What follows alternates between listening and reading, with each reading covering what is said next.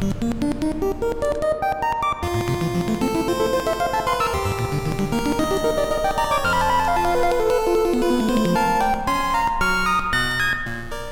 going on, Pokemon League Championship fans? It is your host, as always, Ian.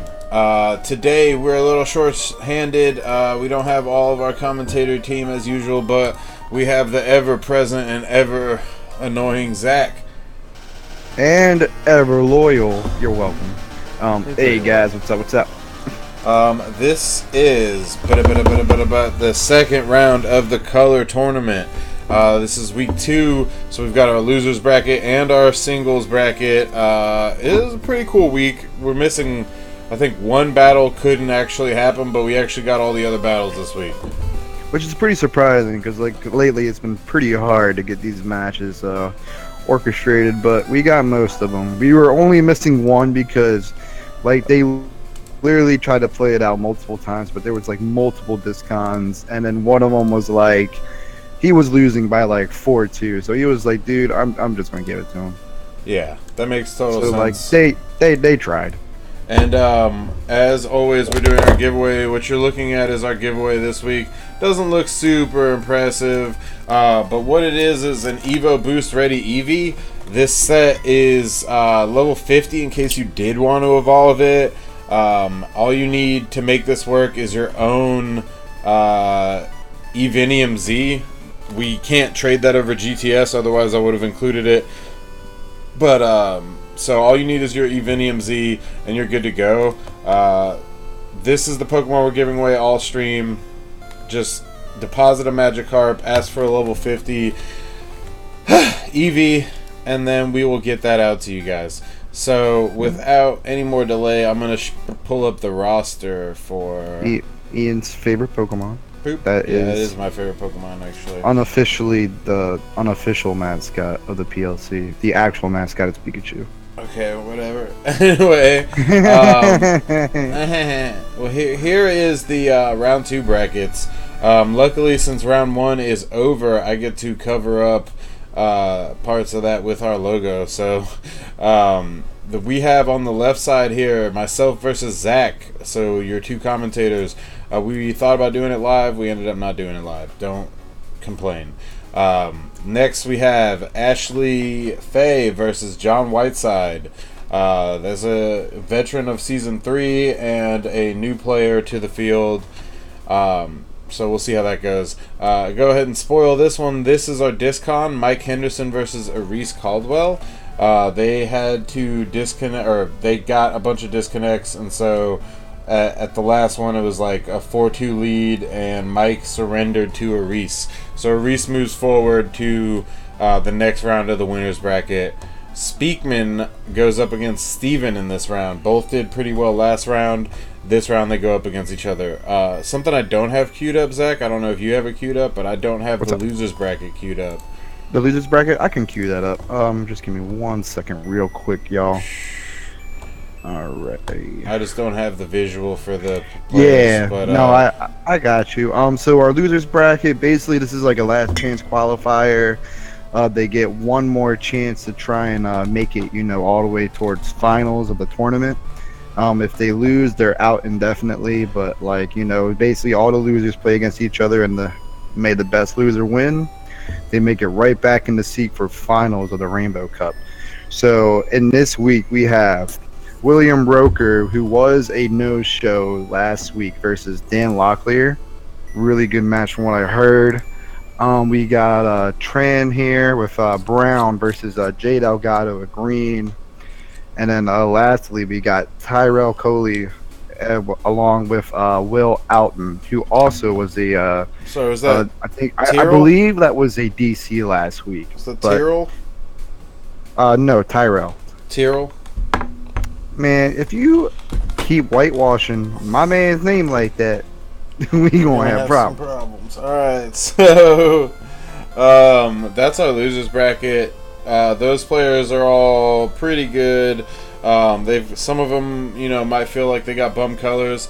If you look at the winners bracket that you're seeing, we have some interesting colors up there. So Over in the right side, you've got green, which is a powerful color, white, yellow, and gray. Yellow, not that powerful a color, but it went up against brown and did pretty well. And then I would actually argue yellow is one of the best colors. Oh, really? Is that how you feel? Yeah, because you get access to so much stuff like rain, you get sun, you get everything. Interesting. Well, he's up against gray, which is an interesting color because quite a few Pokemon feature the teensiest bit of gray on their body. So, yeah, gray's a tough one. Speakman has a lot of options available to him. And then Zach with orange. Orange is okay. Purple is considered one of the higher rated colors for sure. There's lots of powerful Pokemon in purple that I have access to. Then red is definitely one of the top tier characters. I think it's like red, green, and yellow are like the top 3. No, red's actually pretty bad, actually. What? Red's not bad. Red's pretty bad because there's not that many Pokemon that are actually red. You'd be surprised. Anyway, like, I mean, you get Scizor, but there's not. Trust me, it was actually pretty hard to come up with some Pokemon for Dan. All right. Well, I didn't have as many issues helping Ashley come up with her Pokemon, but that's who we have going on in this roster set. Just a real quick reminder, I am sending out those EVs right now, so you can go ahead and get your own EV if you toss a Magikarp up online asking for a level 50 EV. We'll send you the shiny one, and it's super cute. So without further stalling, we're going to go to the matches. So the first one is Jay versus Tran. Alright, let's cue it up. But yeah, if I would say so, I would say the best colors I have is definitely green, and that's just solely because there's so many shiny Pokemon that are like green, neon green or something. It's crazy. But green, blue, and yellow are probably the best. Interesting. Yeah, it's favorite colors. Huh? That's Tyrell. Oh, he's in the losers bracket. Yeah, it's actually pretty funny because the colors that are actually like higher rated actually didn't do too well. I mean, it's it happens, but there's only one match. Yeah. But it's still just interesting to think about that the ones that have more flexibility actually didn't do too hot. So, that's probably a double-edged sword too, because when you have so many options, there's a lot of room. Yeah, it's like, what do I pick? Yeah. For the specific matchup, like, what do I do? Yeah. What do they got? They only got so many slim pickings. What do they got to actually use? Yeah. And so it gets a little tough. Plan for that. But Jay over here bringing in Golbat. Not sure if it's EVO like Golbat, but I mean it would make sense. He's bringing in Golbat, Scizor, Kabutops, Politoed. Obviously a little bit of rain abuse on this squad. Followed up with Ludicolo and Ursaring. Ursaring is a super powerful Pokemon. We got to see Aris use it to pretty good effect, especially in his double guts team. That was pretty cool. So all around a solid team. Some cohesion in the middle. 3 with rain abusers, and then just a powerful physical Pokemon that's also a sweeper, and then a decent supporter at the top with some good speed. Spectra, what? Oh, I was just go. You're good. Spectra, aka Train, coming in with Brown. Pretty hard to put some stuff together for Brown, but she tried her damnedest. She's rocking Sigilith, who actually is a pretty interesting Pokemon in doubles. Not to be undersold, honestly. That's a great Pokemon. She's using Ribombee, but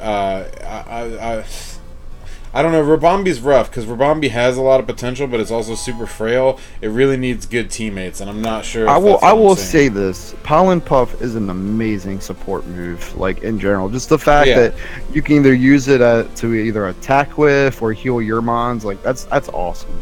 Yeah, that's and very, very, very exclusive to Ribombee. If like something like Comfey had something like that, it'd be insane. Absolutely. So. Then she's following that up with Tropius. I don't know a lot about Tropius, but he's pretty good. He's very bulky. Got a lot of great support moves like Tailwind, of course. He's got some pretty unique qualities, especially with Harvest. It gets really tough to kill. Yeah.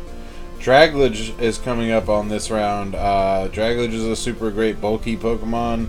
Not that fast, but I'm not sure what Tran's going with this team. But that's my horse making its way onto Tran's team as well of Season 2 and 3 fame. Mudsdale did a pretty good job in the last 2 seasons. Will we see him in Season 4? I don't know. And then we have Behemim.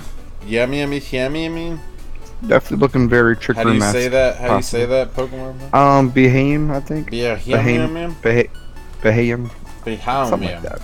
Alright, so without stalling too much, we'll just call him Benjamin. Yeah, let's get into it. You ready? Yeah. Alright, also still giving out those EVs. If you want a shiny EV, you know, the Evo Boost ready. Drop them carps. Drop the Magikarps. Alright, 1, 2, 3, let's go. It's the Cleaner, aka Jay, versus Spectra, aka Tran, in our first round and losers bracket of round 2. She got that style on fleek. Yeah, Tran actually inspired all of us to like put on some decent outfits in this week to match our colors. So everybody popped on a bunch of different outfits. It's cool. So we got our green versus brown over here. Let's see what happens. So this match is super quick. Switch. Yeah, immediate switch there. Not 100% sure. Probably she was afraid of the flying type, but yeah, this is definitely Eviolite for sure. Boom. And then Mudsdale's stamina kicks in. Will that help her? Spoiler alert, it does not help her. Why would you tell people that? Well, you know, the audience knows by now. They are used to how we set up our matches. They know that the first one is the worst one. Why?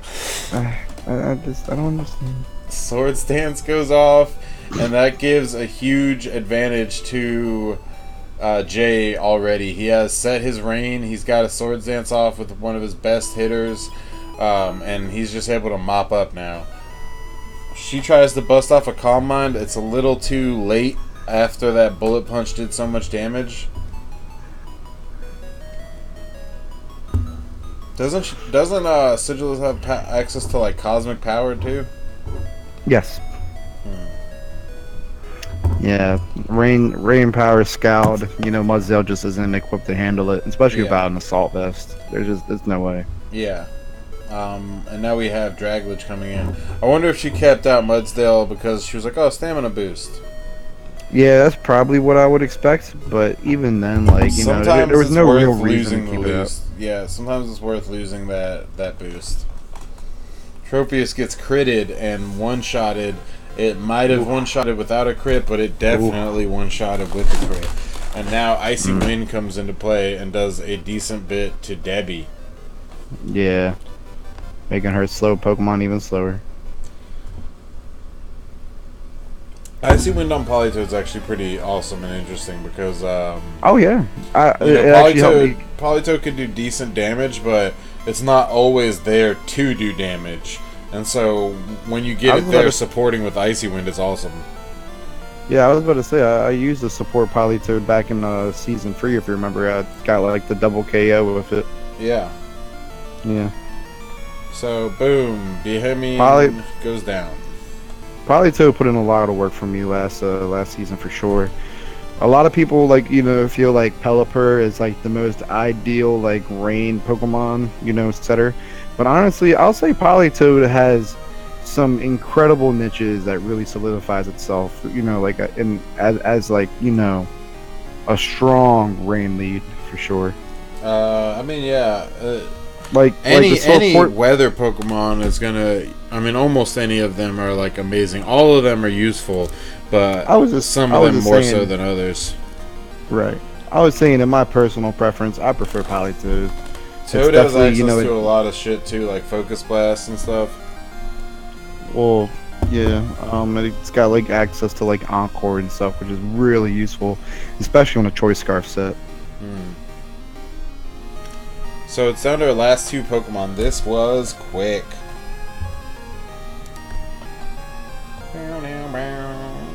Yeah, Scizor is just a tough competitor if you're not prepared for it. enough, and honestly, you know, in retrospect, nothing on her team was really like equipped to handle the scissor. I don't even think she had anything with like flamethrower or anything, possibly. Yeah. After that Swords Dance, that scissor was Yeah, it too wasn't. much. It just wasn't. Yeah. So, I mean, it is what it is, though. Tran is officially knocked out of the color tournament. Sorry, Tran, better luck next time, but you always participate in our off-season, so I'm sure we'll see you next time. Jay moves on to the second round of the losers bracket, and if I'm not mistaken, let me check with Facebook. We don't have the brackets up yet, so don't bother. It's not, yeah, okay. But, yeah, just wait. Anyway, Jay moves on, trying to make his way back onto the regular bracket into finals. The next round that we have is Steven versus Speakman. Now, this is when I know I said we put the order of the videos kind of like worst to best, but this week was actually really hard to decide like what videos went in what order because there's so many good matches coming out now.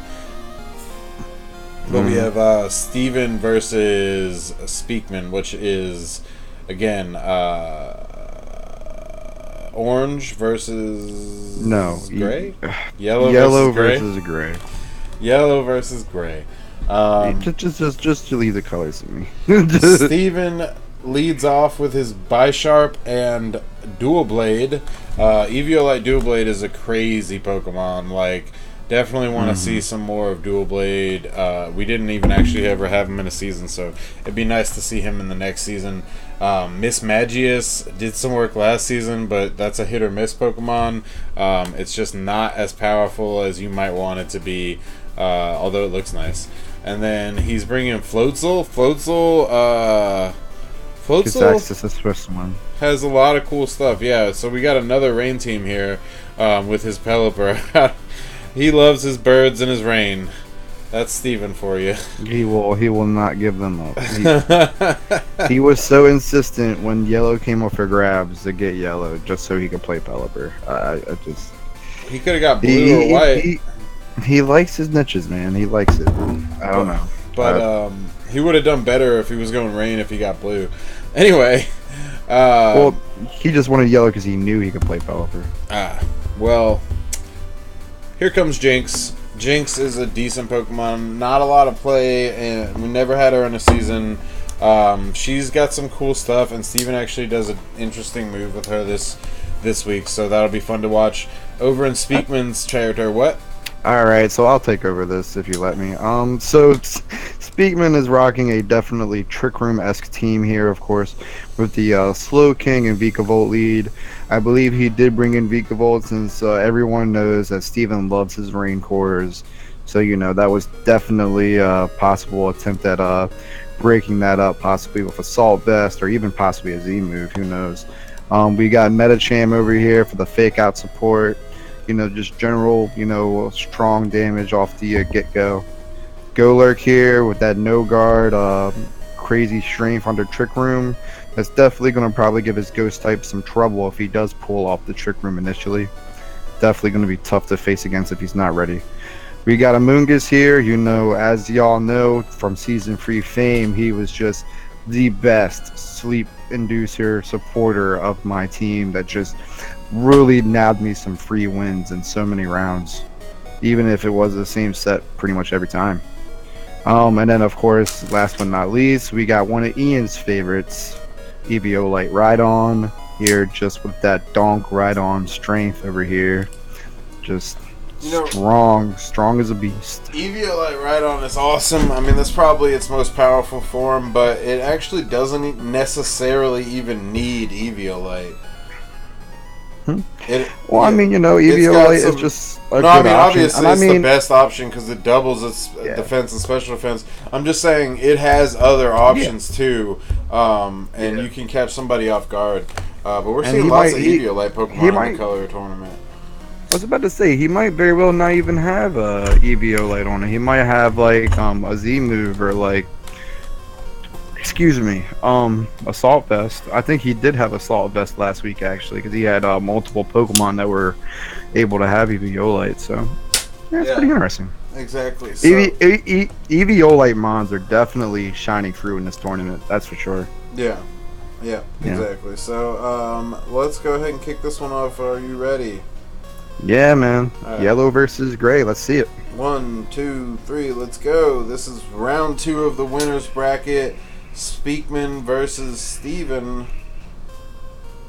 Yellow versus gray. Classic Speakman Dryden. I don't know why he made her tan though, because Dryden's pale. I don't think he was actually basing it off of Dryden as much as he likes playing female characters. Oh. How very weeb of him. So Knockoff comes right out and just shuts down Slow King. Yeah, Slow King has like not as nearly as much physical bulk as it does special. So yeah, that was definitely dying immediately. And then Swords honestly, Dance versus goes this off. lead, he should have just took the L on that and just said screw it, switched out. Oh, Yeah. but we got a Z move. Okay, so this is Z move It's Vigavolt. Z-Bug. Yeah. That's interesting. So I'm assuming this is gonna hit Bisharp. Yeah. Which yes, it does. Okay. I wonder if he had Protect on this Slow King. Maybe it was a Assault Vest or something. That's the only reason why I could think he wouldn't Protect first. But yeah, I mean it is what it is, you know. Sometimes you get those turns where you're just like, oh, let me overthink myself. Yeah, no, I definitely went for that this week myself for sure. So this will be interesting now. This got Swords Dance on the Dual Blade as of right now. Which is Eviolite Dual Blade man. too. These ghost types though, man, and that crit on the Dynamite is just going to solidify its defeat. Tough. But Vigavolt is very bulky and just refuses to go down easily. So now The Volt Switch gives them a We little got bit of two- advantage. right, 2 new Pokemon. So this is a little interesting. Maybe this is actually a Choice Scarf Metachan. Maybe this is something different. Because Fake Out wouldn't really make a whole lot of sense here. So he is going for the huge Power Bullet Punch. It just...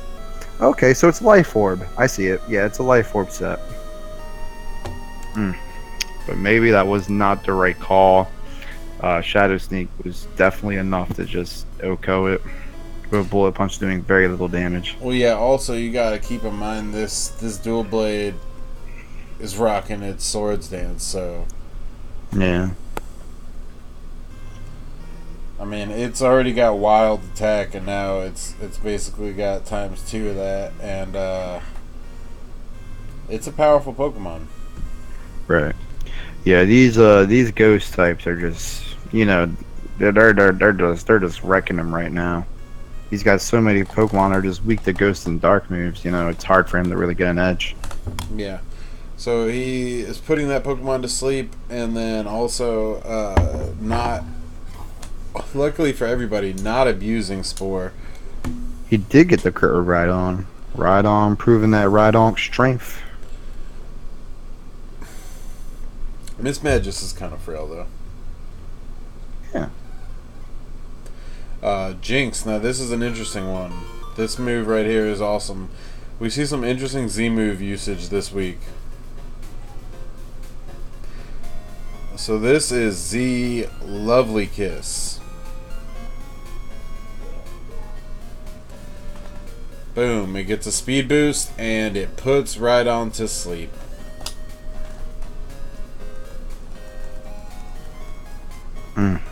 Man, that is rough. Tell me So about now it. he is in a real big bind here. I definitely think Rhydon maybe, probably the most competent Pokemon on this team to handle Dual Blade. I think arguably he should have probably went for the Rage Powder to try and take away that sleep so that Rhydon could still attack. Because now he is in a tough spot.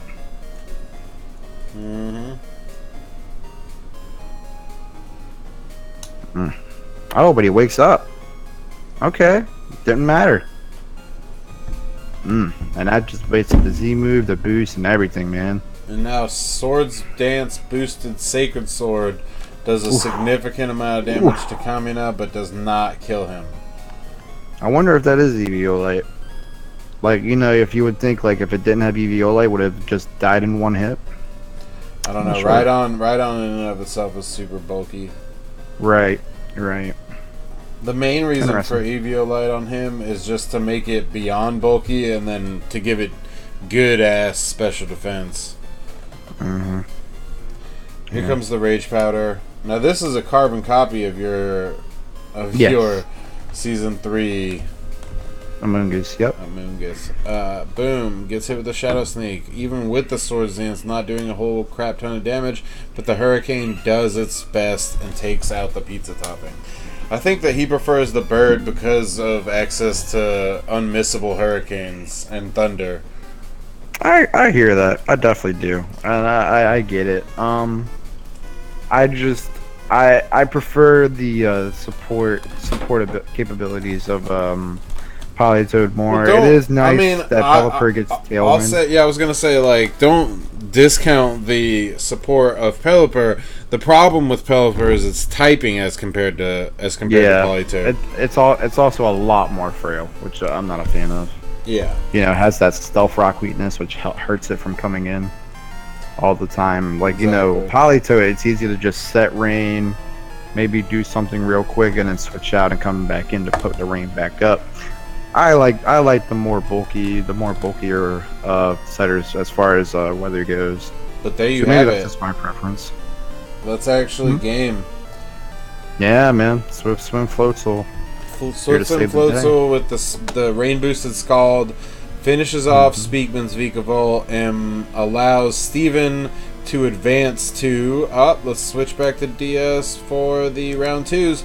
Steven advances to the semifinals, the pre-finals. Anyway, we know for a fact already because of a disconnection that he'll be facing a Reese next week.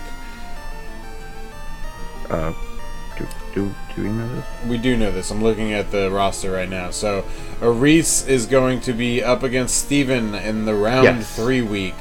So that's going to be white versus yellow. That's an awesome thing. As we all know, Reese is a 2-time champ of the Pokemon League Championship. He's an all-around pretty awesome player. Steven has a spotty track record, but has been known to pull it out sometimes. Alright. But that'll be definitely one to watch. Yeah, that'll be definitely one to have fun with. I'll be honest, everybody wants Steven to win because nobody wants to play a Reese. Because that's a stressful week, man. Planning for a Reese. Yeah, man. And especially because he got a little bit longer break than some of the rest of us because he didn't participate in playoffs even though he earned his spot. But yeah, so it was a little bit of a longer break than us, so he's jazzed up and ready to go. Next we have the losers bracket, Ty versus William Outen. Yeah, this is blue versus pink. So this is actually pretty interesting because Will, like I said before, was a no-show, so this is the first time we get to actually see his team, so that's pretty cool. I'm not sure if Tyrell played last week either. They're actually thinking about it. Was there an issue with their match, or did they play it out? Who? John and Will? I think you know what? They tried to play it off and they disconned. No. Chris and Ty played low last week. That's what it was. Yeah. So Will was a no-show, so this is his first showing versus Ty last week, and I guess I'll start us off. Ty is bringing some of his favorites back from last week, as far as Altaria and Manectric go. We have Bronzong over here with Vileplume, possibly looking a little Trick Room-esque, as far as like the slow Pokemon, along with Jellicent. Very, very bulky stuff so far. We got the Heracross, very strong Pokemon. Even without its Mega form, it's definitely able to abuse a lot of really cool tools like Moxie, Choice Scarf, or like a Flame Orb Gut set. It can really do a lot. Yeah, I believe that's what I wanted to mainly say about this team. Vileplume actually has some really cool toys that it has access to. One of the new things it got when Ultra Sun and Ultra Moon came out, a lot of Pokemon got new egg moves. And one of Vileplume's egg moves was Shiinotic's signature attack, which was Strength Sap. Which basically, it reduces the attack stat by one stage of the mon you use it against, and then heals you your HP somewhat relative to that attack stat. So if it's like a really strong Pokemon, you'll reduce that mon's attack stat by 1 and then get like a good heal off. Interesting. Pretty cool. Yeah, pretty cool. Manectric? Manectric, it's, pretty straightforward. It gets a lot of good access to electric and fire moves all over the place, like Flamethrower. Why are so many of the Pokemon World's dogs related to fire? I don't know. Just how it goes, I guess. What's with dogs and fire and Pokemon? I mean, maybe there's Japanese myths of dogs breathing fire. I'm not too sure about that one actually. You just made that up. I know. Continuing on to Jellicent. I did talk about these. Oh, you already talked about all those? I wasn't paying attention. William. That's not surprising. William Outen coming in with Minior, an interesting Pokemon. We haven't gotten a chance to really see Minior that much in the PLC, so it'd be cool to see it could do some cool stuff. Gastrodon is a very contentious Pokemon in the PLC. It's been stolen and hidden away from trainers before. It's just a rough Pokemon. But Chansey over here has access to a lot of stuff, especially Eviolite Chansey. I'm not sure if this William has access to Wish Chansey, but if he does, that's a monster Pokemon. Following that up, it seems to me like William's team is very heavy defensive core, because he's got Toxapex and he's got Ferrothorn. I mean, these Pokemon can kind of put out damage too, like Gastrodon and Ferrothorn put out a little bit of damage, but overall, there's not a lot of power behind William's team. Ambipom supports with a fake out base and some decent access to some okay normal moves. Along with adaptability too. Adaptability or Technician. Or does he have adaptability? It might just be Technician. I might be silly. Yeah, I think it might be Technician. So, I'm thinking of something else. Anyway. We can go ahead and watch this one. You ready? Yeah, sure. Alright, 1, 2, 3, let's go. Ty versus Will. But yeah, it's pretty interesting to think about considering Will's team. Will has barely any prior experience to double battles at all. So this is like new territory for him. He is if you look at his team, it's definitely Scream, Smogon singles. Those are all Pokemon that really strive in Smogon singles, like Toxapex and Chansey and all that. Whereas in doubles, it's a little harder to abuse them because they're just so they're so resource management and not necessarily made to prepare sweeps or really put the hammer on your opponent. Yeah, I think that singles isn't necessarily less strategic than doubles, but it does have a little bit more of control-based play. Yeah, I wouldn't say one is better than the other. I just honestly think. Oh, I would say that doubles is better because doubles, in my opinion, is the only way to truly experience Pokemon, because there's moves that are viable in doubles that are not even close to viable in singles. Like there's moves you will never see in singles. You know, we got a normal gem fake out. On Bronzong. Normal gem. Oh. Well, that was interesting. I haven't seen a gem in a very long time since Gen 5. That's cool. You know who uses gems kind of decently? Who? Delphox. Really? Because with the excess of Magician and it using a fire gem, you can go ahead and bust off a really sick, powerful fire. What? You know we don't have that anymore, right? What, flame gem? Yeah, we only have normal gen now. Terrible. We haven't had the gens since Gen 5. They got rid of them in Gen 6. I don't know why. Only normal gen has lived through. It's actually really inconvenient because a lot of the unburdened Pokemon would really love to take advantage of flying gem acrobatics, but we can't because it doesn't exist anymore. It's not in the bag space, you know. There's no way to get it. I mean, unless obviously you cheat or something, but like there's no way to get it, obtain it in the Gen 6 and Gen 7. It's unfortunate, but I don't know. It's in those gems.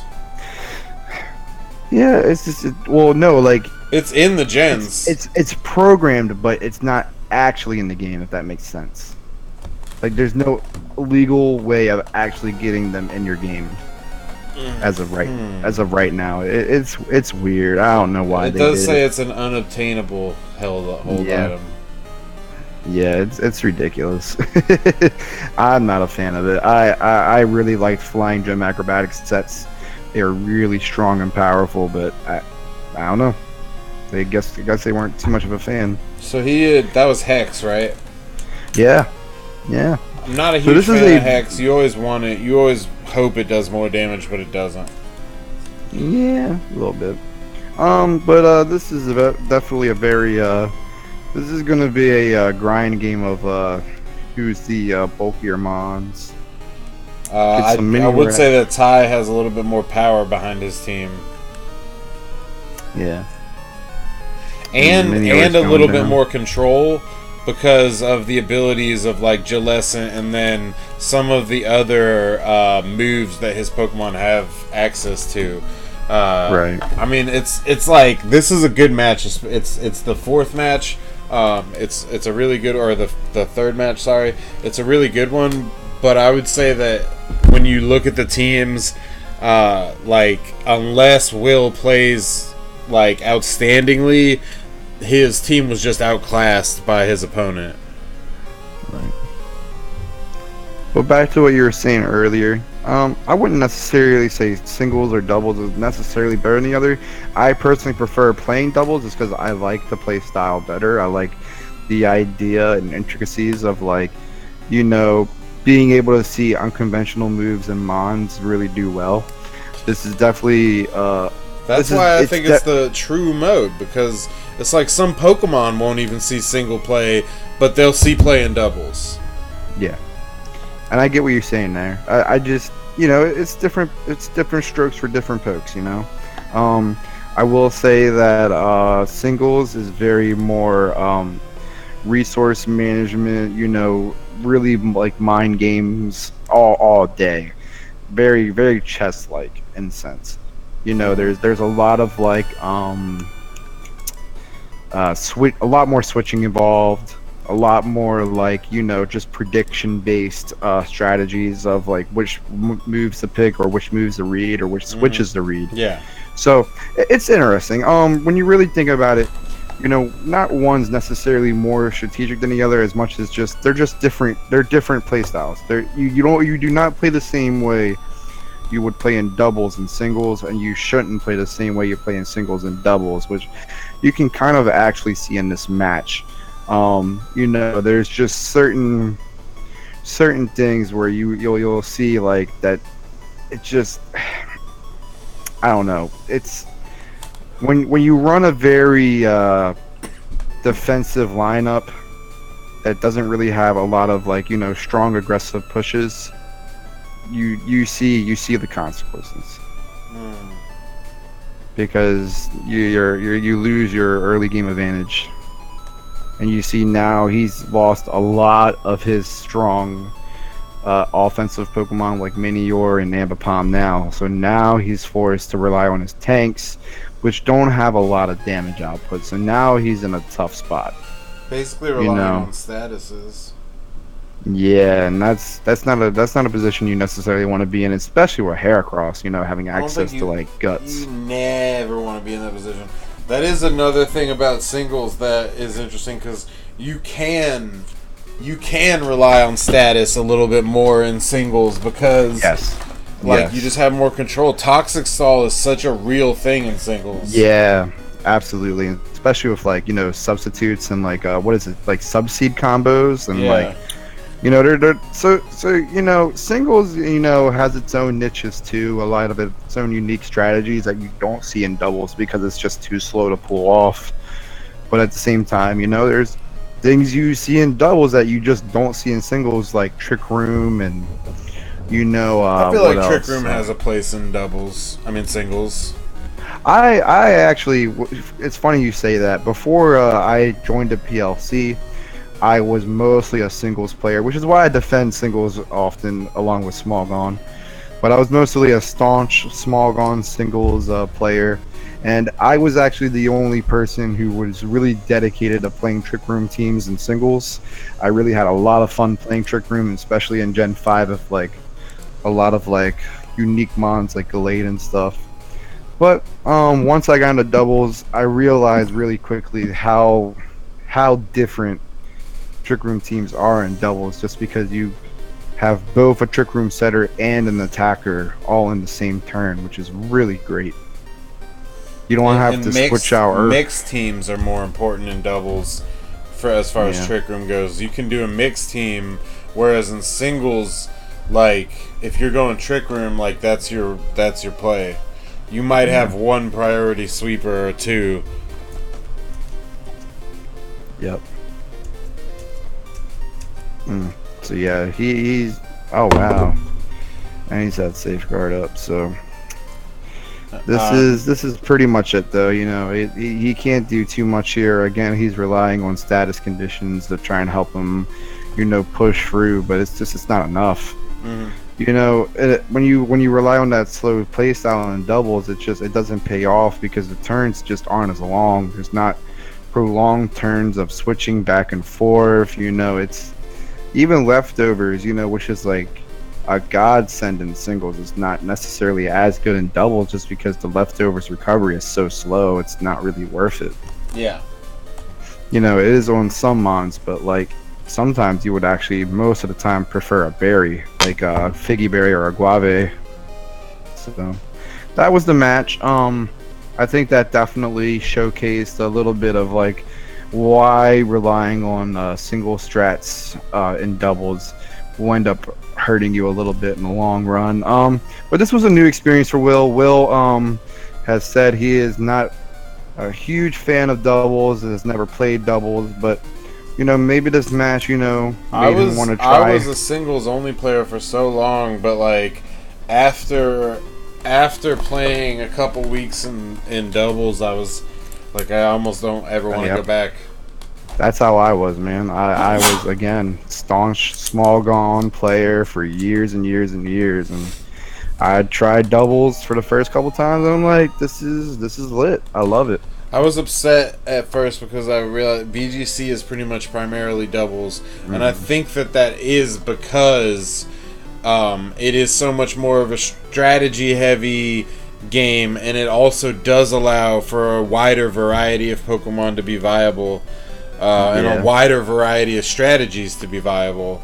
And that's why that's VGC. Another reason that I stick to doubles lately is because it's like, if you're gonna, when you say like, oh, I play competitive Pokemon, if you're not talking about doubles, you're saying I play on Smogon. Like, if you're talking about playing competitive Pokemon, you literally have to know at least both, if not only doubles. Like, because VGC is all doubles. Yeah. And it's even crazier than that because it's 4-on-4 doubles. Anyway, moving on to John versus Ashley. Yeah, so now we have black versus red here.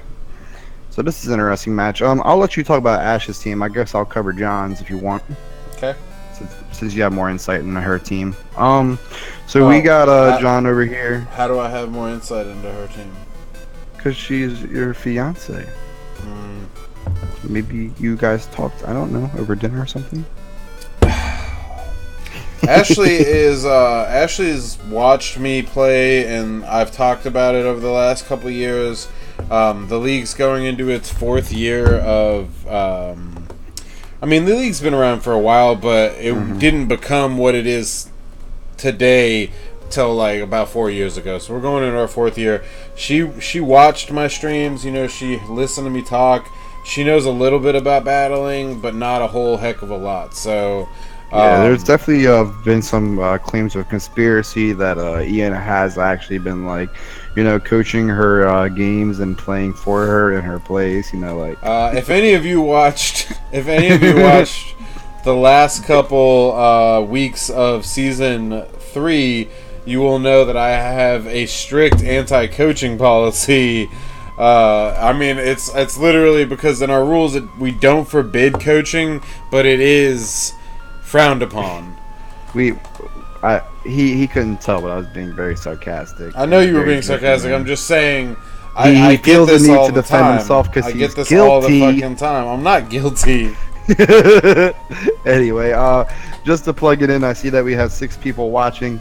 If you guys want this shiny Eevee, please drop a Magikarp into GTS looking for a level 50 Eevee. We have shiny Eevees, you know, well prepared for baton passing shenanigans if you just want to evolve a shiny Eevee, or if you want to, you know, set up a Z-Move Eevee set. Why not go for it, man? Doubles is the place to do it.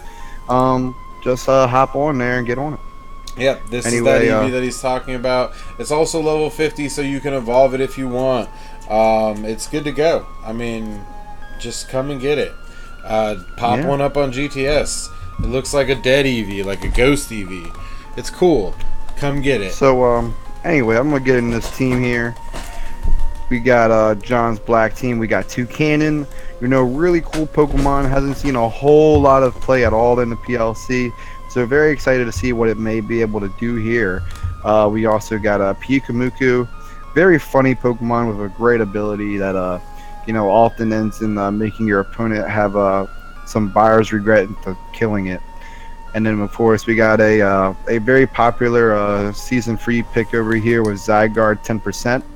Has some very strong moves, very frail, but it's got that glass cannon-esque style. It's not that frail, actually. Like, a lot of people call it frail. That's because it's frail compared to, like, other legendaries. And it's frail because of its typing. But it's not that frail if you have it in the right battle situation. That's fair, I guess. Anyway, we got Gothitelle over here, you know, Goth Tower, you know, with the Shadow Tag ability, making it really difficult for your opponent to really switch out and protect their Pokemon from getting killed. And then possibly over here, it's looking like we may have Eviolite Magneton. Possibly a very solid counter pick, knowing that she was playing red, meaning she may bring Scizor. So maybe that was specifically for that Scizor out. You know, with like HP Fire or something, making it unable to switch. And then finally, we have Whimsicott over here. You know, very powerful season-free Pokemon. I would definitely say back then on Mike's team that Whimsicott was one of the most strongest Pokemon in his team. You know, just with those incredible support moves. So maybe we'll see some of that here in this match. You want to go ahead and... But at the end of the day, who is the champion? I mean, hey, man, you know, that's not what it's about, man. It's about, you know, having some great battles and Ashley's team. So as most of you know, I'm pretty much, I wouldn't say I'm the only, because there's definitely a few of us, but I'm probably the most active genner on the entire staff, because everybody comes to me. I'm also the fastest genner, so like I'm constantly having to gen people's Pokemon, which is helpful to help Ash for one reason. I don't have a lot of her lists, so when we talk about her Pokemon, she has her own list that she doesn't even know about all of the red Pokemon, but I've made Pokemon for Dan, who is also red, and so I'm able to be like, oh, you know, this is also red if you didn't know that, like, blah, blah, blah. So I didn't steal the same set that he had, but this Electrode was inspired by Dan's Electrode that he had. I tweaked it a little bit more for this team, but this Electrode is a dual screen Electrode. And also something about this match, they had almost fully completed the match And then there was a discon, and Ashley was winning at the time, but there was a disconnect, so they played again. This is the second match. It might have been a little bit less tight in than it was the first time. I don't know, but anyway, it's the second match. She brings her Lipard again. She loves her Lipard. I don't know if any of you guys have seen recent for the recent posts on our Facebook page, but she drew a picture of her avatar with her Lipard and stuff. She loves it. So she brought her Lipard. She followed it up with a Breloom. Breloom here is a great Pokemon. It has access to quite a few really cool abilities and attacks. I mean, it has access to Spore, one of the greatest, strong Pokemon. Greatest sleeping-inducing moves of all time. She brought Oricorio again this week, as well as Scizor again this week, and Marceline. So two Pokemon changed on our team. Conspiracies. Only two Pokemon changed on our team since last week. But some of the sets changed a little bit, I think, in the Oricorio. And this Oricorio is here to just basically support some of her Swords Dancers, which are, I think her Breloom has access to Swords Dance, and her Scizor has access to Swords Dance. So it's just there to kind of support those Pokemon and pass that extra attack onto really any of the four physical attackers she has. Scizor, everybody knows Scizor. Scizor's dope. And he's a powerful red type. And then the Marceline, aka Lycanroc Midnight, is a no-guard Pokemon, so Stone Edge always hits. It's just a pretty powerful Pokemon, and I like to see it in this round. It's a good round. I will say, if you pay attention to John's team, especially later on, you'll get a kind of a more idea of why he planned it this way, I think.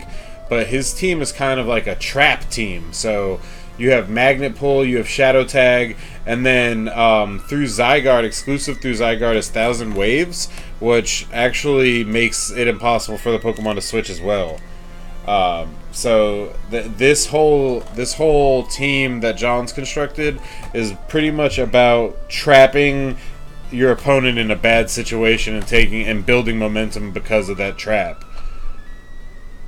But yeah, we'll kick that off. You ready? Yeah.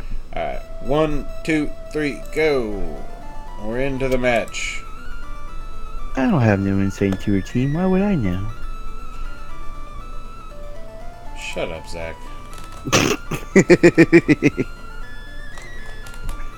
What would I know about her team?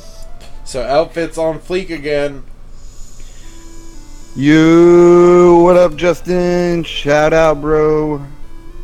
Boom. Shout out, man. Leading Mew. How you doing, my friend? And Toucanon. Fake Out from Luna and Reflect. This is the same opening team that they had in their first round, although John switched something up with Soak. Interesting. Alright, Justin, just letting you know, if you want to get that shiny Eevee, man, just pop up a Magikarp on the GTS, man, looking for a level 50 Eevee. We will hook you up. Just let us know you sent it, and we got you, my friend. So Volt Switch doesn't go off, and honestly, it would have been a little bit smarter of her to target both Pokemon on Toucanon, because the U-turn doesn't do that much, but the Volt Switch and the U-turn might have killed. Volt Switch might have even killed by itself. That's interesting. But she's what? Oh, well, I was just about to say I remember last week she brought in a Lycanroc and it was named Marcy, but now this one's named Marceline. Is it the same one and she just re-nicknamed it, or is it something else?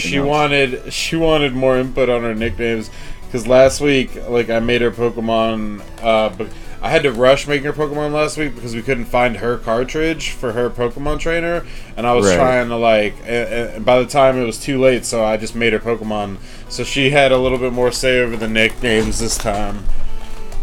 Right. But Marceline's back, and she busts off a Stone Edge onto the Whimsicott upon switch. One of the worst things that can happen to him. And now this scissor is just gonna free sword stance basically. Yeah, but if you notice again, in addition to being a trap team, while Pukamukamu is great at defense, when he uses soak with it, he's able to maximize the ability of his skill link on that Toucanyon through Bullet Seed. So Pukamukamu turns them into water types, and then Toucanyon just takes them out with 5 Bullet Seeds in a row.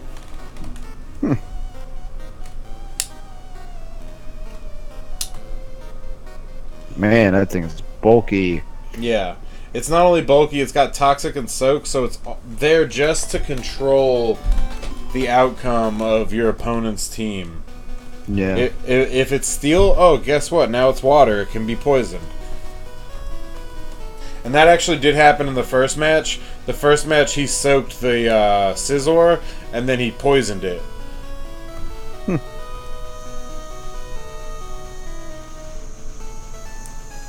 So Bullet Punch and Stone Edge, more than enough to take out Frisky Dingo.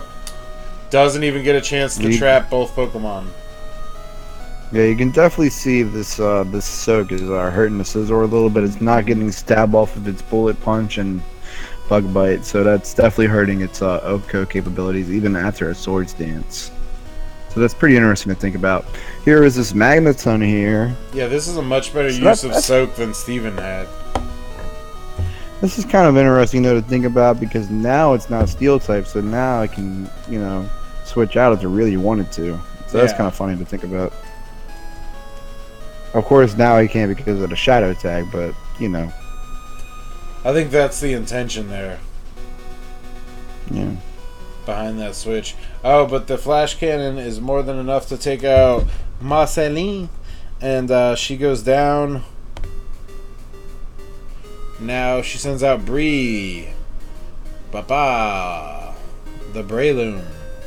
Interesting. Gothitile protects. Oh wow, I was surprised Double about protect, that one. classic Ian move. Interesting. For those of you that don't know, that is get specifically my signature move. I think he was just trying to get a good read right there.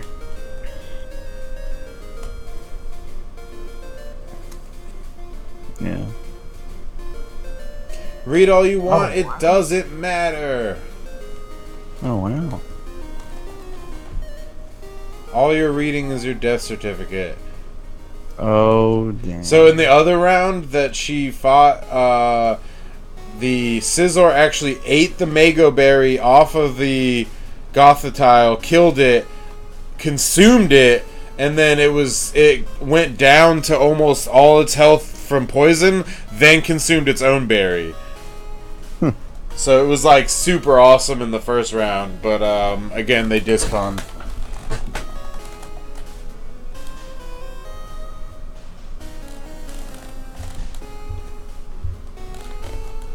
Whimsicott puts up the substitute. Now that's a problem. Bullet Seed, not very effective against Whimsicott, but I believe our intention here was to break through that substitute because in the first round he put up the substitute and it took her a really long time to break through it. So she was just trying to break through and hit Whimsicott because she knew that it had Leech Seed. Toxic goes off on the Breloom. Again, as you can see through the movements of Josh's team, or John's team, I mean, Whimsicott has Leech Seed. Toxic is going around a lot. I think there's like a Will-O-Wisp on one of his Pokemon, and lots of trapping moves. So this whole team is about putting your opponent into a status condition and trapping it and making it impossible for it to break out of that. Yeah, it's very interesting. Very, very different. It's actually not strategy. bad though. It's not a bad team. Not at all. And very interesting to see. Yeah. Definitely a different kind of playstyle that we have seen from John, you know, compared to Season 3. There was definitely a lot of intention put into this team. Yeah. It was very interesting to think about. Yeah, like that's what I think is awesome about this. Like Ashley's team is cohesive, but it's not as cohesive as John's, although obviously Ashley has the advantage here. It's just that John's team is so much more like focused on its goal, whereas like Ashley's team is a little bit more flexible, but it also is not as cohesive because of that. Right.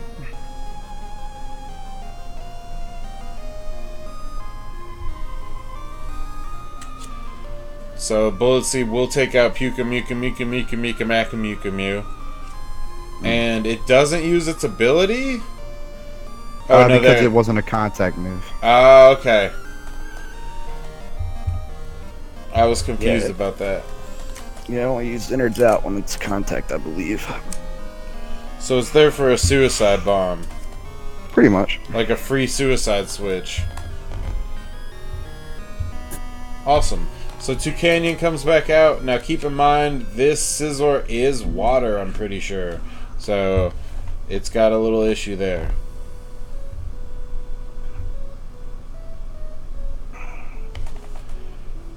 But the bullet punch with the swords dance is not enough to kill the Toucannon. Oh no! And Bullet Seed on to the Scizor will take it out. Because again, for those of you unaware, Skill Link is the ability of Toucannon, and it makes all moves that hit 2 to 5 times always hit 5 times. Moves that you think are crappy because they don't have a chance to hit 5 times in a row, well, guess what? They're actually super awesome if they do hit 5 times in a row. So Skill Link makes moves like that just insane.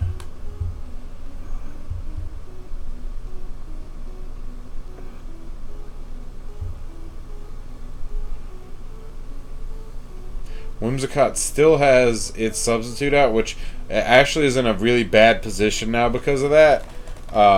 Because if he is outlasting her, he has more Pokemon. He has a chance to actually outlast her more than her Pokemon having. Like, this switch is probably his biggest mistake. If he had kept that Pokemon in, he definitely should have just let the Toucannon die at that point. Yeah, if he had kept that Pokemon in, it might have ended up a little bit differently. But he didn't, and because of that, the substitute fades. And I think he uses U-turn with Whimsicott. Yeah. This basically assures Ashley's victory now.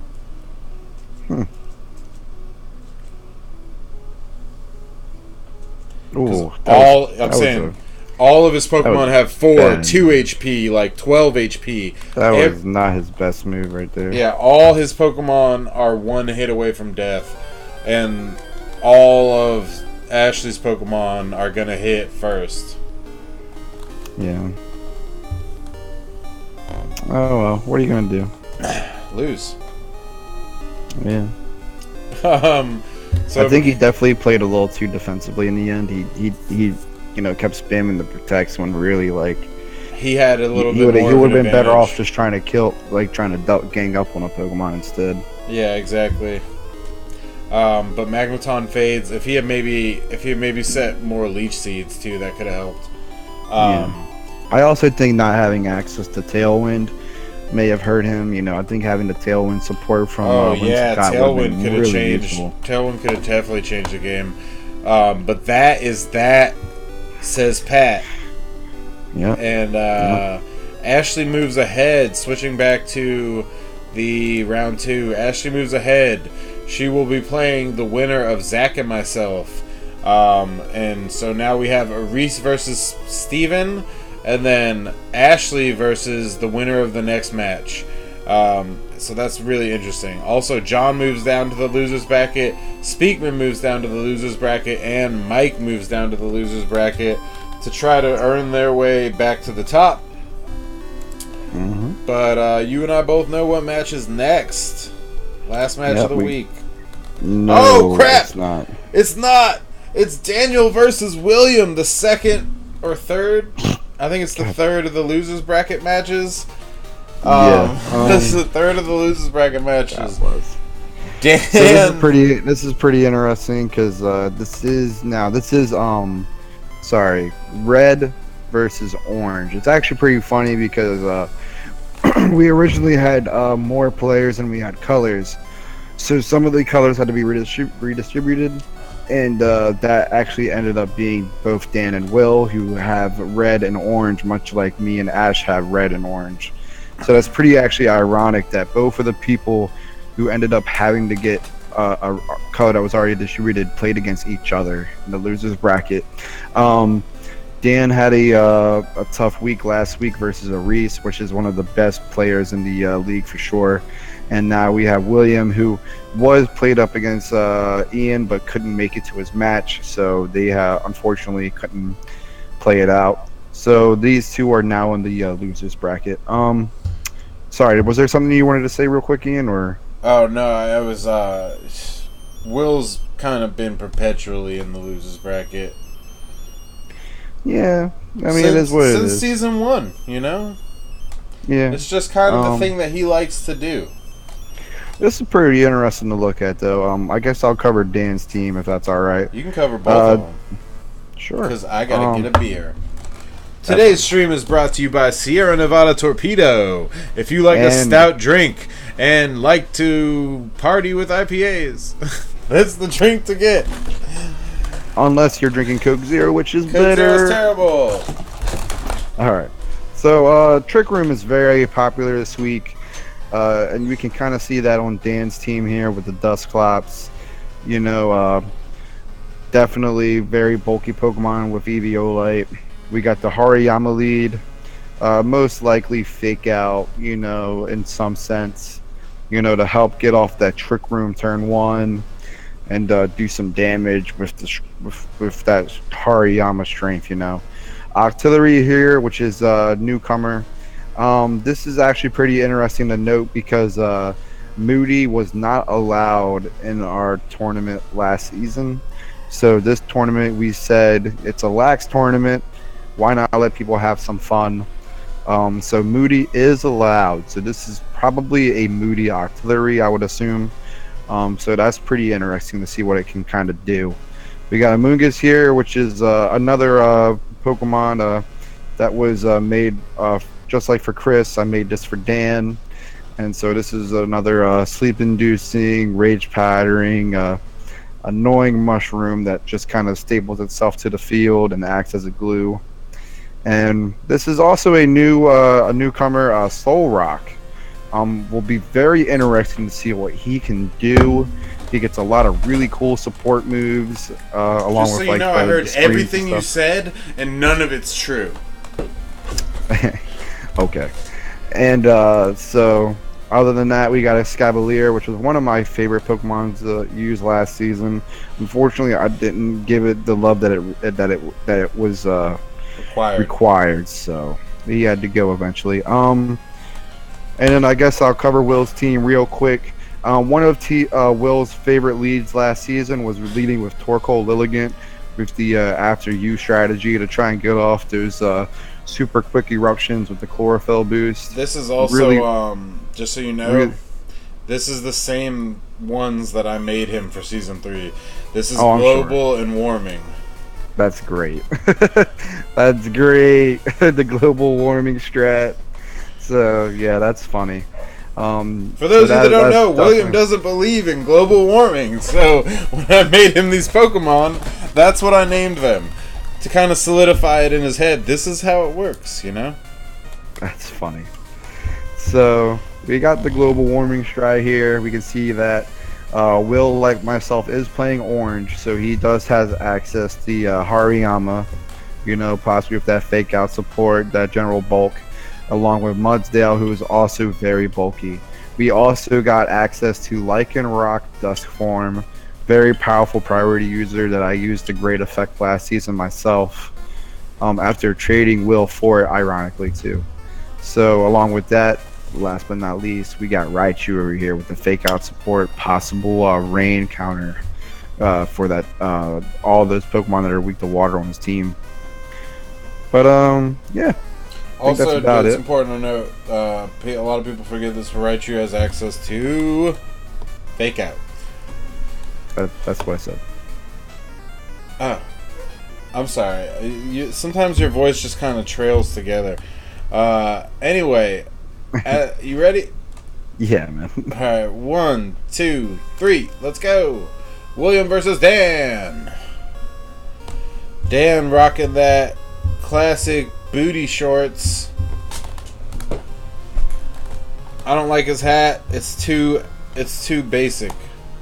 Ooh, I like that Pokeball. I like the Pokeball from I'm talking about Will, I guess. I like the Pokeball from Dan, that Speedball.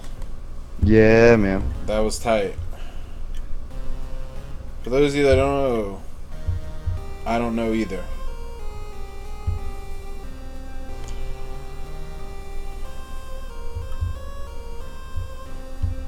Alright, obviously Fake Out goes off. Global Warming uses Heat Wave.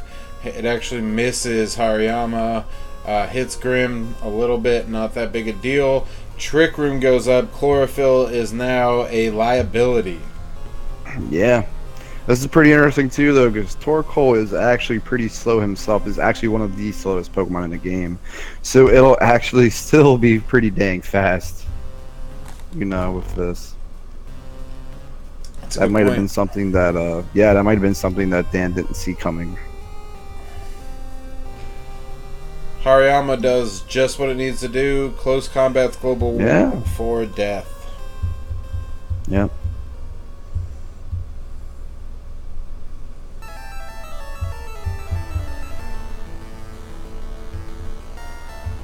Yeah, that guts boost ain't no joke. No, sir, it is not. Oh, another Hariyama. Two fat boys. So this is pretty interesting. So now we just got a battle of the slowest Pokemon here. Seeing what happens. So Fake Out is, going to get protected. That makes sense too, because he has a ghost type, so the only thing he could really fake out was the Hariyama. So that was a good detect on Dan's part. Yeah. So Rock Slide gets returned, does nearly nothing. Man, he needs to get rid of that Dusclops, because that Torkoal is just eating him alive.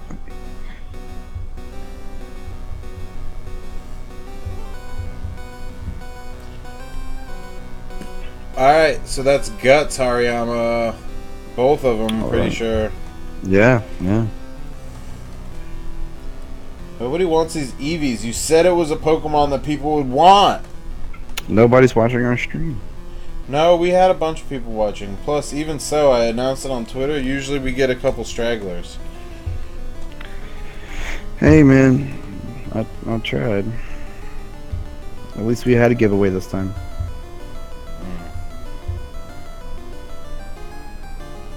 Yeah, so Dan takes some L's right here. You know, two of his beefy Pokemon just took that hit. And they were oh so beefy.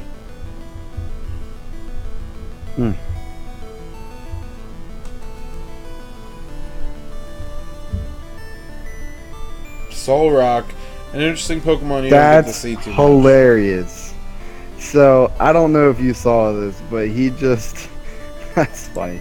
So, I'll just say that he just Earth-powered Solrock, but Solrock has Levitate, so that would have been immune anyway. Well, that's just a Will thing to do, man. Yeah.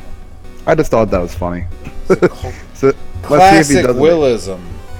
Let's see if he does it again. Oh, but here we go. The mood has shifted. The Trick Room is over. Wow, and his speed goes up. Now he is faster. Okay. Let's see what this Octillery can do. I want to get another Surf off over here. He's going in. He's going in. He's going ham. Torkoal finally takes the L. He needed to get rid of that Torkoal. His Trick Room stat was just not going to work with it out there. Boom. Mushroom Cake stays around. Yeah, man. So now this is pretty interesting. This Moody is still going off. He is still getting these boosts. His special defense went right back up. Oh, but that accuracy fell. That might hurt him a little bit. And now we got Raichu up over here. See what happens. See if he makes the right call. He does fake out the Octillery. Ooh, really? That's interesting. Okay, so he Rage Powders. I thought a Spore was coming myself. That's interesting. Yeah, I would have definitely spored that Raichu. That way, that was because that was the only Pokemon that was gonna really do a whole lot to the artillery. So That makes sense. I'm not sure if that was the right call over there. So the special defense goes back up, but special attack falls. Moody, man, with just that unpredictability, man. Just you don't know Moody what's is gonna happen. banned in most play. It's also banned in our normal league, but you know, it's okay for our off-season tournaments, I guess. Yeah, nah, it's just letting people have fun with it. You know, why not? But he lives with the special defense boost thanks to Moody. Will he be able to come back from this? Surf is gonna connect. Unfortunately, he did take the drop, but it's still enough to take out Lycanroc. Ooh, ooh, this is a great match. So now Escavalier and Raichu are just alone in this confrontation, and he is gonna take the Mega Horn, and that is gonna hurt. That's it for him. Is that? Oh wow, yeah. Mudsdale. So we got oh yeah, Mudsdale. Mudsdale. This is actually a series of never-ending turns, basically. Now Really? they just Okay. attack Mudsdale until it dies. Really? Yeah. Ooh. Barry.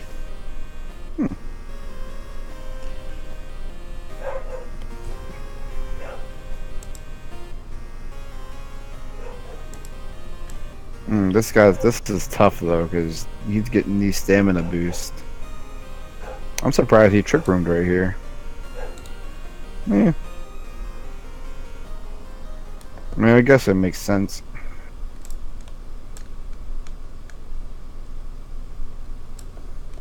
Yeah, Ooh, you know. the levitate. He forgot. He didn't know about levitate. And because of that, the self-destruct explosion explodes. And it doesn't do that much damage. It was probably a waste of his time. That's funny. Ooh.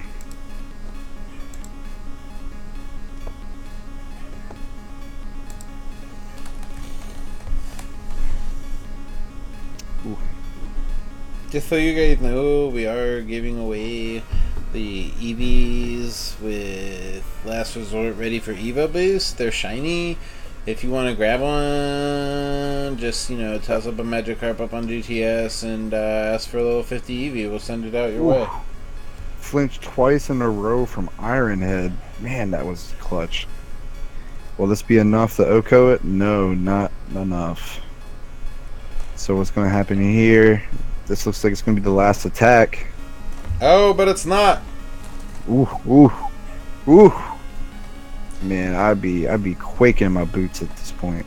And but the dimensions restored. No. Yeah, now I can see this Mudsdale stamina was just too high.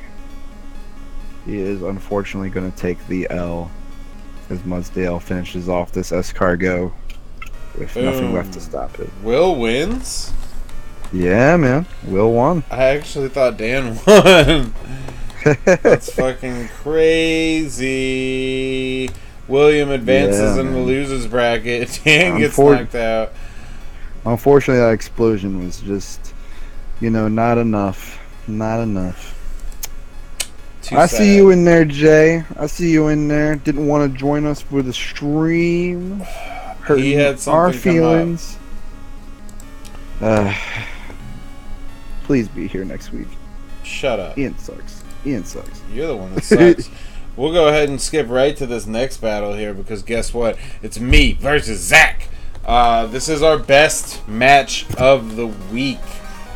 This match is super awesome. It comes right down to the wire, just like the last one. It's a fantastic battle. To give you a little bit of insight into my team, it's purple. Versus orange over here. I needed purple stuff, so I picked out a bunch of purple things. I threw them together. There's a little bit of cohesion in the sense that Oricorio's Dancer is a little bit of a base for the Scorpionox, and I think somebody else has a Swords Dance on here. Actually, no. So Scorponok is the only one with a dance move, and he's just there. Oricorio can come in and get a free dance if she wants, or maybe she doesn't want that. Who knows? Then I have the Gorgeist. Gorgeist is a really awesome Pokemon. It comes in a variety of sizes, which all have their own distinct uses. This is the super extra large one.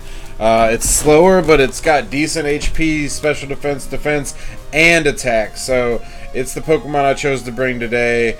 As you can see, Zach's lead. I'll let you talk about yours, obviously, but Zach led a bird-type Pokemon, so my lead's a little bit at a disadvantage against his lead over there, especially considering one of them packs Intimidate. But backing them both up as Oricorio as a ghost, that's super important against things like Fake Out, which is on Zach's team twice over. Then I have Ambipom.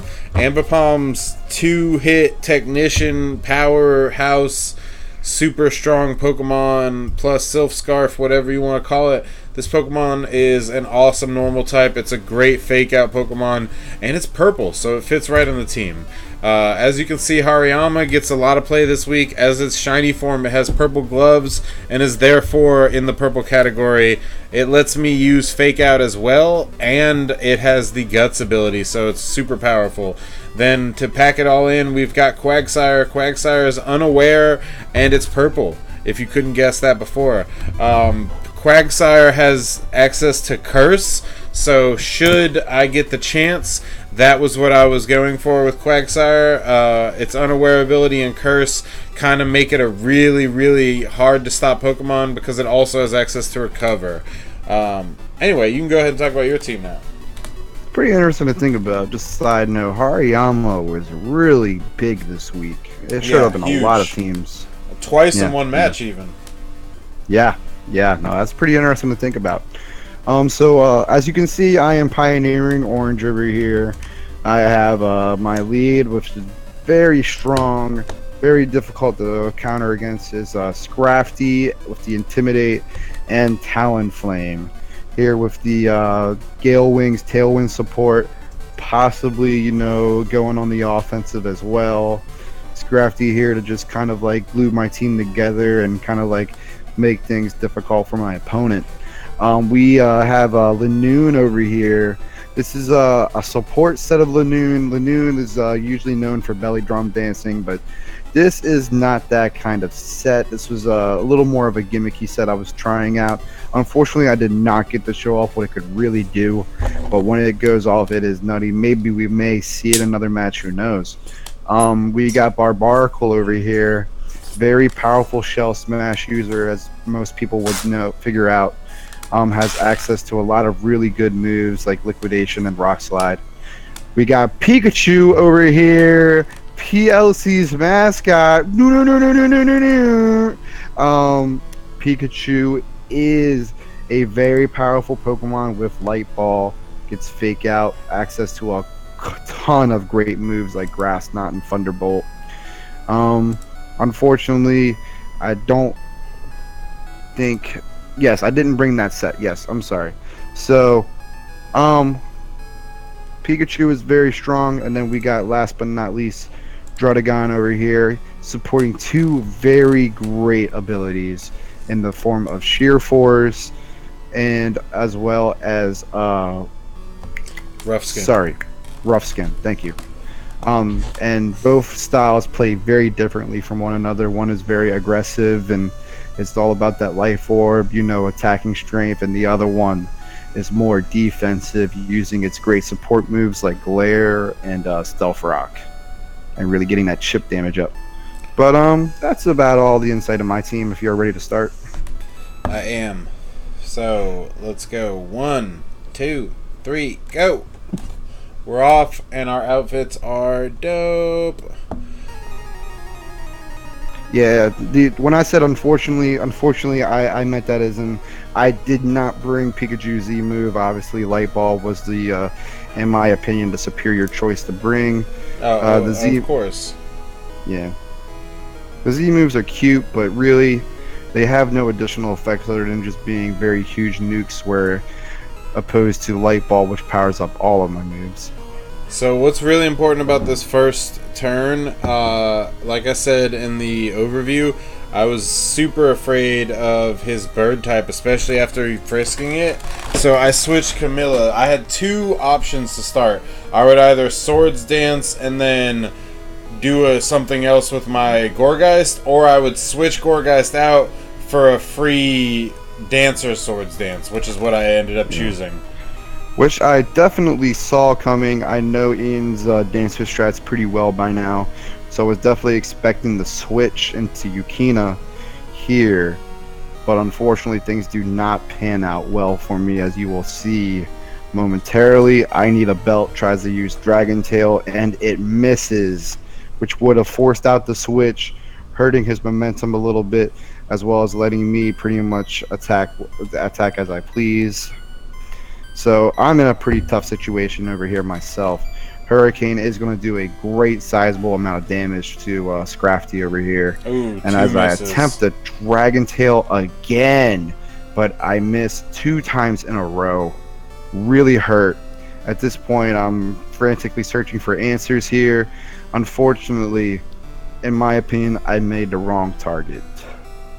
I don't know about that. I mean, this was... No, if you hadn't gotten rid of Drapion when you did, I mean, he had Swords Dance. Don't forget that. So he had one stage at boost. I'm saying like it would have been better to get rid of the Baton Passer compared to like Drapion, where I could have Dragon Tailed him out later. True. But you did a huge amount of damage to Drapion. Almost killed him. Did a huge amount of damage to him. Oh, by the way, for those of you that didn't know, yes, it critted, but the move that I have on it, I have Sniper and Razor Claw, so his crit chances are like already through the roof. That's where I was going with this Drapion. Now, I baton passed into Better Jester. That's named because he's better than Mr. Mime. And you chose to fake out the Scorpion, which I was surprised about because Better Jester gets one huge fucking fake out off on your Pokemon. That is technician stab boosted, Swords Dance boosted fake out. And if you hadn't knocked it off, he also had Silk Scarf. Yeah, that was definitely a misplay on my part for sure. Yep. The huge fake out, dude. I mean, an Oko fake out, that like never happens. But now I'm able to bring out these two Pokemon. I am concerned with rebuilding my momentum because Zach has a little bit of an advantage right now as far as I'm concerned. But I'm able to frisk his Godzilla and find out, oh, this is the Sheer Force version. Camilla gets a Protect off just as a way to kind of get a good read and, waste a turn. I knew he was going to knock it off, so I just had to make sure. It was also because of Earthquake, if I'm being totally honest. I was hoping it would do more damage than that because I really wanted Need a Belt out of there. With your Dragon Claw, you almost killed my Slap Me 3, but Slap Me 3's burn or Flame Orb burns it, and now its Guts is activated. Quag? Quagsire comes out. Your team, like you were saying, you basically have no answers for Quagsire right now. Yeah, no. I was basically forced in a situation where Quagsire was stopping me from really trying to go for my own boosting moves. And so I needed to gang up on it rather quickly to try and get rid of it. Fortunately, afraid of the Sucker Punch, he was pretty much forced to switch out over here, unless he really wanted to take a beating. And so I used this as an opportunity to kind of like try and take out this Quagsire, because I wanted him gone. Oh, I didn't. Sorry, I apologize. That wasn't this turn. I was surprised that Yukina survived that. Yeah. Unfortunately, it's actually really depressing, but one of the down points of Sheer Force Druddigon is that he does not get a very powerful dragon move that has a secondary effect for stab. Really unfortunate. Hopefully they change that in the future. Maybe they make a physical dragon move that has a secondary effect with some decent damage behind it. Yeah. So Hurricane would busts be off nice. on your Linoon, doing a significant amount of damage, but also activating its Mako Berry. Unfortunately for me, Quagsire still survives, not by much though, and uses Recover. This is what makes him a big threat right now. Right. So now I'm decently scared right now, but I'm like, you know what? Use that supporting helping hand and try and OHKO the Quagsire before it can really do its justice versus me. Fortunately, he was probably were you expecting the belly drum set from this, or? I was expecting a belly drum set, yeah. Yeah, no. So seeing that. And that's kind of why the support set for Linoon is really funny, because like you would expect the belly drum set, but the support set really comes off guard, which is really useful actually. Double protect. Yep. It's not exactly my signature, but it does happen more often than not in my games. I mean, it's a good strategy, especially when you know they got a fake out user. You know, it's like, why not? Or you're wasting a trick room turn or something. Right.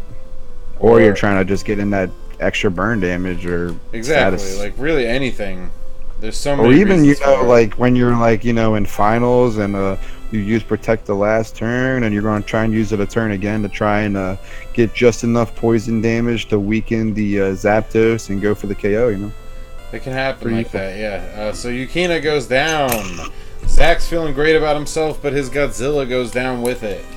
I purposefully did not target Godzilla because I was just at that point I was like, it's gonna kill itself.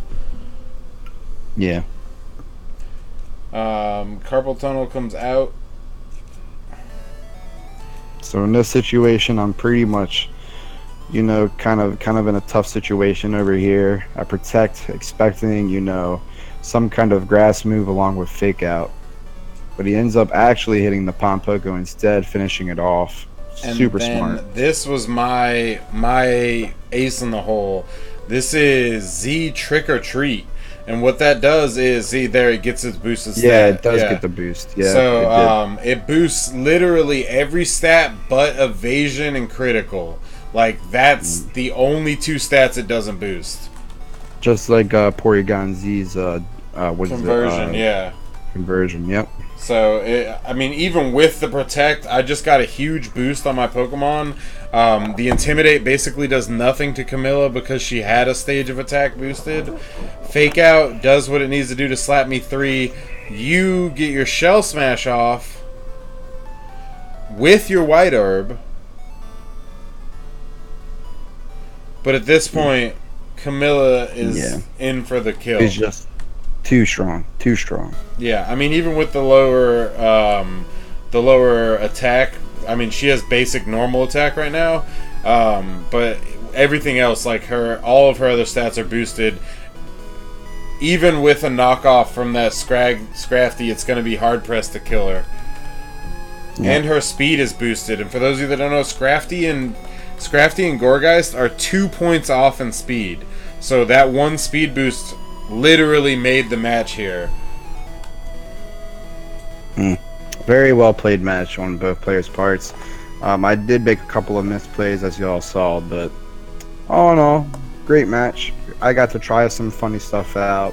Whether it really worked well or not, not really the case, but hey, yeah.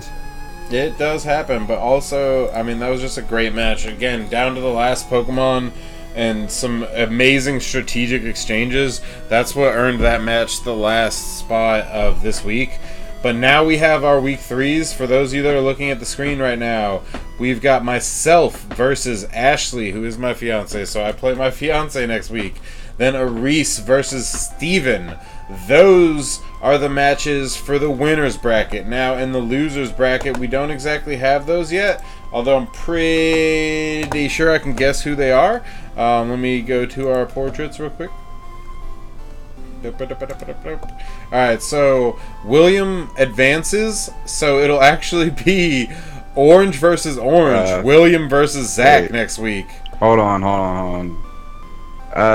don't know if that's accurate, to be honest with you, because Steven designs these, and usually he'll switch them around or something. So let's hold off on the losers bracket. I'm not sure how that's actually going to go. Well, presumably it would be you versus William. Yeah, I know, but I'm saying like I don't know. Okay, that's fine. We're just gonna assume right now. So assumably speaking, maybe not officially, we have William versus Zach, which is orange versus orange.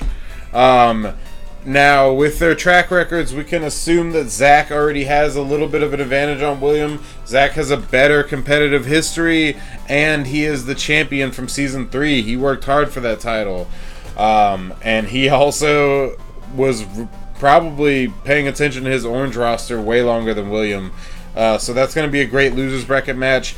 Jay advances to play against... Who lost for Jay? Oh, John.